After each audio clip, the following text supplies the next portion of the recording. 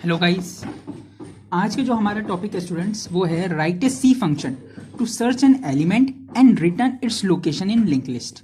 तो जैसा कि मैंने आपको अपनी प्रीवियस वीडियोस में बताया था कि हम कैसे नंबर ऑफ नोड्स फाइंड करते थे, ये भी कुछ सिमिलर वैसी ही है, बस इसमें हमें एलिमेंट को सर्च करना है और उसकी लोकेशन रिटर्न करानी है। बस थोड़ा सा लॉजिक डिफरेंट है। तो चलिए शुरू करते हैं। मैं पहले एक लिंक लिस्ट बना के दिखा देता हूँ आपको। ये start,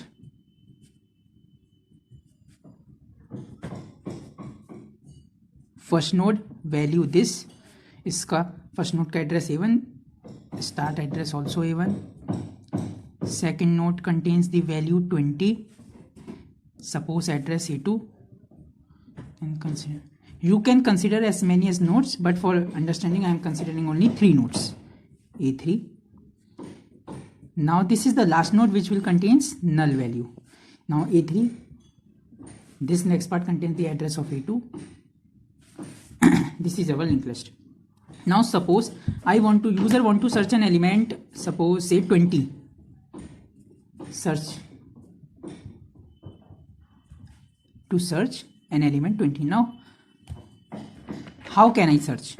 So I will suppose take a function. First of all बहुत सारी क्वेरीज आ रही थी कि सर ये कोड मैं आपको बता दूं कंपाइल नहीं करेगा अगर आप सिर्फ सर्च फंक्शन लिखेंगे। पहले उसके लिए अगर आपको ये कोड कंपाइल कराना है तो आपको पहले एक वॉइड क्रिएट, जो फंक्शन मैंने अपनी प्रीवियस वीडियोस में क्रिएशन ऑफ लिंक लिस्ट के लिए बताया था, आप कोई सा भी नेम ले सकते हैं, उसे इम्प्लीमेंट करना होगा।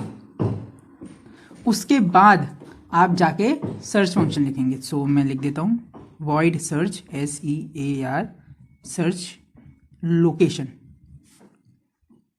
Curly brackets open. Now I want to search an element. तो सबसे पहले मुझे नोड का डाटा एंटर कराना पड़ेगा यूजर से कि कौन सी वैल्यू को वो सर्च कर रहा है और किस उस वैल्यू की क्या लोकेशन है। तो मैं एक इंटीजर टाइप वेरिएबल यहाँ पे ले लूंगा, इंट C, और we can say let's take key, which is the value which user will enter to search for. Okay, now user will enter the value printf, enter the value of key to be searched, जो user search कराना चाहता है। scanf %d address of, अब यहाँ पे user वो enter करेगा value. Suppose मैंने कही थी कि मैं 20 सर्च कराना चाहता हूँ, तो यूज़र ने एंटर कर दिया 20, भी सर्च करो। अब मैं सर्च करूँगा। तो सर्चिंग के लिए भी गाइस मैंने आपको पहले भी बताया था स्टूडेंट्स कि हमें लूप को ट्रैवर्सल करना है, मतलब लिंक लिस्ट का लूप के थ्रू ट्रैवर्सल करना है। तो उसके लिए भी मुझे एक वेरिएबल चाहिए होगा। सपोज मैं यहाँ पे पॉइंट कर देता हूँ PTR। So now declare, you have to declare the variable also. So suppose we take pointer type variable asterisk PTR, और कहाँ से स्टार्ट होगा PTR? मैंने पॉइंट करा है फर्स्ट नोड को। फर्स्ट नोड का एड्रेस किस में है? स्टार्ट में है। तो PTR भी फर्स्ट नोड का एड्रेस कंटेन करेगा, तो PTR इक्वल्स टू स्टार्ट। ये सब आपको समझ में आ रहा होगा, मैंने पहले भी इन्हें बता चुका हूँ। सो PTR इक्वल्स टू स्टार्ट। अगर आपको अभी भी कंफ्यूजन हो रहा है कि कैसे पॉइंटर लिया है, स्टार्ट लिया है, कैसे क्रिएट फंक्शन वर्क करता है, सो ऊपर आई बटन पे क्लिक करके आप वो वीडियोस भी मेरी देख सकते हैं। सो PTR इक्वल्स टू स्टार्ट। अब PTR इटरेट करेगा मेरे सारे नोड्स से। सो अब मैं लूप चलाऊंगा। अब मुझे गाइज यहाँ पे भी 2 कंडीशंस बन सकती हैं। आप अलग लॉजिक लगा रहे हो, मैं अलग लॉजिक लगा रहा हूँ, लेकिन जो मैं लॉजिक आपको बता रहा हूँ वो सिंपल और फास्ट होगा। सो इसे आप ध्यान से देखिएगा। अब मैं लूप चलाऊंगा सर्चिंग एलिमेंट के लिए। तो मुझे अपना, अब यहाँ पे देख लेते हैं, लूप कब तक चलाना है मुझे? जब तक मेरा PTR नल नहीं हो जाता या फिर मुझे मेरा एलिमेंट नहीं मिल जाता। PTR एलिमेंट कहाँ पे है? PTR के डेटा में। और नल कहाँ पे है? PTR के नेक्स्ट पार्ट में। अगर मैं यहाँ पे अगर मेरा जब PTR का, अगर आप कंडीशन में मैं आपको बता ही देता हूँ। अब मैं वाइल लूप चला रहा हूँ, ठीक है। सो वाइल PTR, जब तक PTR मेरा नल नहीं हो जाता मेरा लूप चलता रहे, एंड PTR का डेटा नॉट इक्वल्स टू की है,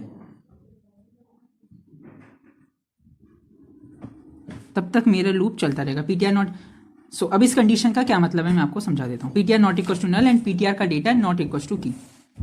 फर्स्ट मेरा पीटीआर यहाँ पे रहेगा, PTR not equal to null, condition true. PTR का data not equal to key, yes data मैंने क्या सर्च करवाया है 20, सो यस कंडीशन ट्रू।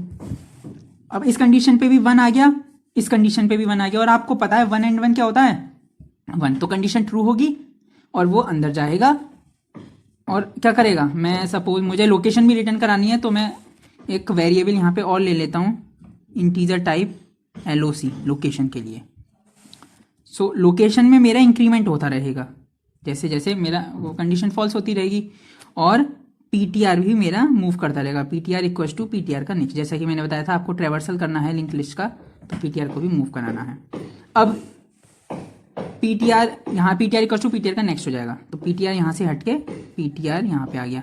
अब now PTR not equal to null, yes condition true, and PTR का data not equal to key, condition हो गई यहाँ पे फॉल्स, यहाँ पे पीटीआर का डेटा इक्वल से की के, सो 1 एंड 0 हो जाएगा यहाँ पे 0, तो 1 एंड 0 0, कंडीशन फॉल्स हो जाएगी तो वो लूप के बाहर आ जाएगा, लूप के बाहर आ जाएगा।